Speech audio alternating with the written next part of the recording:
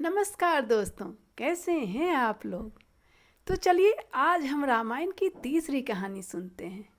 पहली कहानी में मैंने आपको भगवान राम के जन्म से जुड़ी हुई कथा सुनाई थी और दूसरी में तारका वध। अगर आपने अभी तक वो दोनों एपिसोड नहीं सुना है तो सबसे पहले उसे सुने। तो चलिए आज की यह कहानी शुरू करते हैं। तारका वध के बाद राम लक्ष्मण विश्वामित्र के साथ एक पहाड़ी पे पहुंचते हैं जहां चारों तरफ जंगल और घना कोहरा था। विश्वामित्र राम से कहते हैं कि यह पूरा क्षेत्र जो तुम देख रहे हो ना, यह काफ़ी पवित्र माना जाता है क्योंकि एक समय में भगवान विष्णु ने यहीं पे तपस्या किया था। हालांकि राम खुद विष्णु के अवतार थे, मगर वो अपनी इस पहचान से अभी तक अनभिज्ञ थे। विश्वामित्र बताते हैं कि जब विष्णु तपस्या में लीन थे उसी समय महाबली ने पूरी पृथ्वी और स्वर्गलोक पर कब्जा कर लिया था और अपनी जीत के उपलक्ष्य में उसने एक महायज्ञ करवाने का निश्चय किया। इस यज्ञ के अवसर पर उसने सभी ज्ञानी पुरुषों को आमंत्रित किया था। सभी देवी देवता जो महाबली के कारण अपना राजपाट खो चुके थे, विष्णु भगवान के पास पहुंचते हैं और उनसे आग्रह करते हैं कि वो महाबली से उनके साम्राज्य को वापस लेने में उनकी मदद करें। देवताओं के आग्रह पर विष्णु तैयार हो जाते हैं और फिर वो एक बौने ब्राह्मण के रूप में जन्म लेते हैं। यह बौना ब्राह्मण जो था वो परम ज्ञानी था। जब महाबली ने सभी ज्ञानी पुरुषों को अपने यज्ञ में आमंत्रित किया तो यह बौना ब्राह्मण भी उसके द्वार पर चला गया। महाबली अपने द्वार पर सभी ब्राह्मणों का स्वागत कर रहा था। तभी उसकी नज़र इस बौने ब्राह्मण पे पड़ी और वह उस ब्राह्मण से बात करने लगा और बात करने के दौरान वह उस बौने ब्राह्मण के ज्ञान से काफ़ी प्रभावित हुआ। तभी बौना ब्राह्मण महाबली से कहता है कि मैं तो यहाँ आपकी महानता और उदारता के किस्से सुनकर आया हूँ।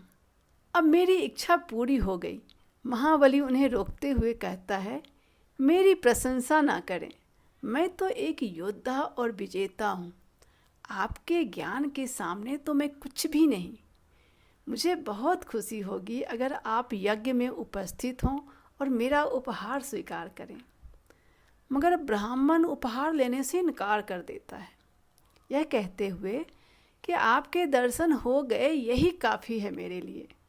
मगर महाबली बार बार उससे आग्रह करते हैं और उसके बार बार आग्रह करने के बाद वह ब्राह्मण उपहार लेने को तैयार हो जाता है और वह कहता है, मुझे ज़्यादा कुछ नहीं चाहिए, बस ज़मीन का एक टुकड़ा दे दीजिए। महाबली उनसे कहता है, आप आज्ञा दें, जितनी ज़मीन आपको चाहिए मैं आपको दूंगा। ब्राह्मण कहता है, ज़्यादा नहीं, बस मेरे 3 कदम के बराबर। महाबली को हंसी आ जाती है। यह छोटा व्यक्ति अपने 3 कदम के बराबर ज़मीन चाहता है। वो ब्राह्मण से बोलता है, बस इतना ही। ब्राह्मण बोलता है, हाँ बस इतना ही।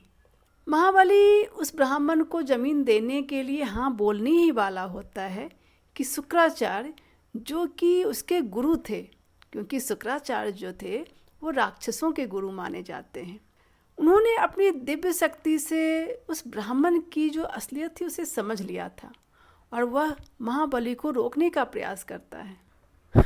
मगर महाबली शुक्राचार्य को बोलने नहीं देता है और ब्राह्मण को उपहार स्वरूप 3 कदम भूमि का टुकड़ा देने का वचन देने के लिए उस ब्राह्मण के हाथ में अपने पात्र से जल डालने की कोशिश करता है।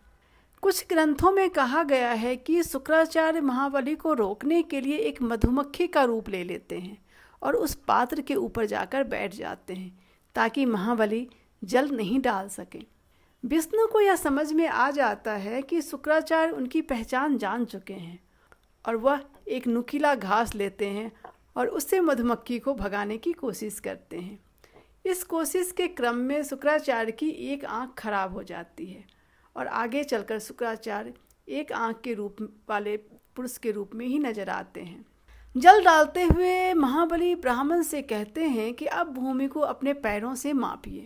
जैसे ही जल उसके हाथ में जाता है वह बौना जो अभी तक सबके हास्य का पात्र था एक भव्य रूप में नजर आता है और वह अपने एक कदम में पूरी पृथ्वी को और दूसरे कदम से पूरे आकाश को माप लेता है। उसके बाद वह अपना तीसरा कदम उठाता है और महाबली से पूछता है, इसे कहाँ रखूं? महाबली तब तक सब कुछ समझ चुका था। वह अपना सर उनके कदमों में रख देता है और कहता है, इस पर रखिए। विष्णु अपने तीसरे कदम में उसका सर दबाते हैं और उसे पाताल लोक में पहुंचा देते हैं और उससे कहते हैं, अब तुम यहीं रहो। इस तरह बौना अवतार लेकर विष्णु ने महाबली का अंत किया।